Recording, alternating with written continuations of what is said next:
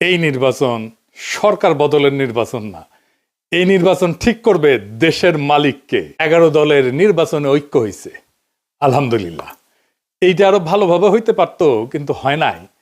যাই হোক, অসুবিধা নাই। এই জোটকে এখন বিজয় হইতে হবে।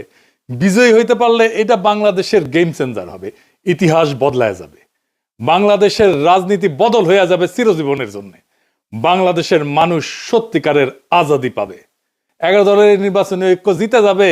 হ্যাঁ, জিতে যাবে। এইটা কওয়া যেতে পারে পিস অফ কেক, আপোষে ঘটতে পারে, যদি তারা রাইট স্ট্র্যাটেজি নিয়ে মাঠে থাকতে পারে। আর মাত্র 3টা সপ্তাহ।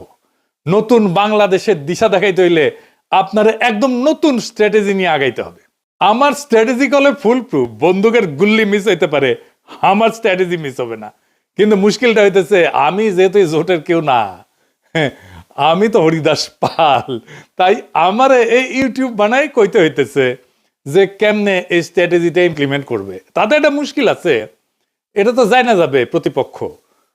আসলে প্রতিপক্ষ যায় না যায় বা বুঝা যায় আপনি কোন স্ট্র্যাটেজি নিতেছেন, এটা প্রতিপক্ষের বুঝতে তো সময় লাগবে না, তাই না? একেবারে বেকুব না হইলে। তাই এই স্ট্র্যাটেজি কয়া দিলেও অসুবিধা নাই।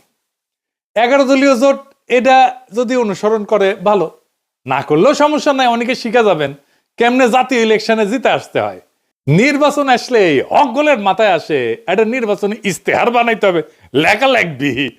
2018 সালের ইলেকশনে তখন ঐক্যফ্রন্টের ইলেকশন কাজ করতেছি লুকায় থেকে, মানে আন্ডারগ্রাউন্ডে থেকে। আমি ঐক্যফ্রন্টের বুঝাইতে পারলাম না যে ইস্তেহার একটা ভুয়া জিনিস। ইস্তেহার আপনারে ইলেকশনে জেতায় না, জেতায় অন্য কিছু।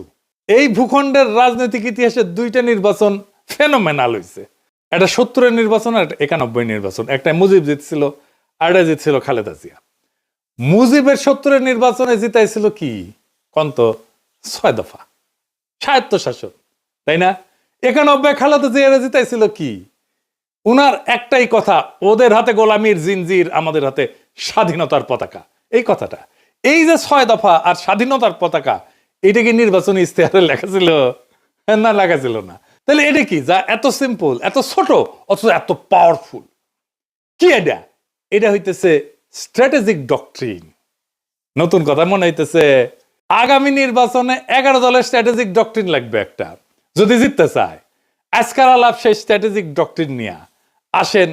আগে বুঝে নি কেন স্ট্র্যাটেজিক ডক্ট্রিন ইস্তেহারের চাইতে অনেক বেশি গুরুত্বপূর্ণ।